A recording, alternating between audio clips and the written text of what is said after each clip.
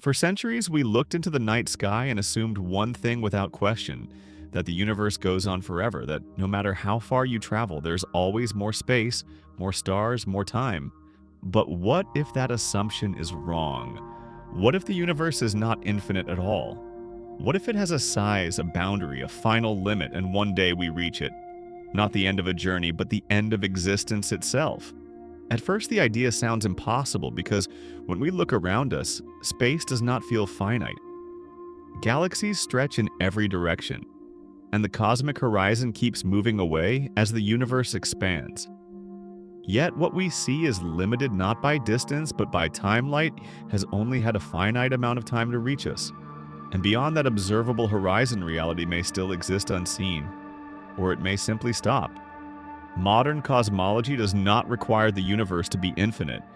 It only requires it to be consistent.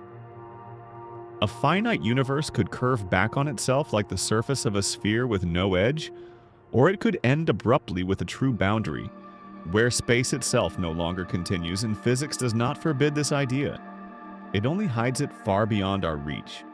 So imagine a future civilization patient and determined launching probes that travel for billions of years, passing fading galaxies, watching the cosmic background light stretch and cool as expansion accelerates until the universe ahead grows emptier, quieter, darker, as if reality itself is thinning out. Thinning. Eventually, stars become rare. Entire regions contain nothing but cold hydrogen and ancient photons. The sky no longer sparkles, it barely glows. Navigation becomes meaningless because reference points vanish. Distance loses meaning when there is almost nothing left to measure it against. Then something changes, not with an explosion, not with a wall, but with absence. Instruments begin returning impossible readings. Coordinates fail to resolve forward motion. No longer increases distance, time passes, but space does not unfold ahead as if the universe has reached its last valid frame. There is no barrier to touch, no surface to collide with. Instead, there is a limit where extension itself breaks down. Where asking what comes next is like asking what lies north of the North Pole, the question no longer applies because the concept itself ends. At the edge, particles do not bounce back. They simply cannot move forward. Fields lose definition, wavelengths stretch into silence. Even light has nowhere left to propagate because space is not compressed, it is simply no longer there. From the inside, this edge would not look dramatic. There would be no shockwave, no flash. Only a growing realization that reality has rules, and one of those rules is that it does not have to be endless. But the most disturbing question is not what the edge looks like.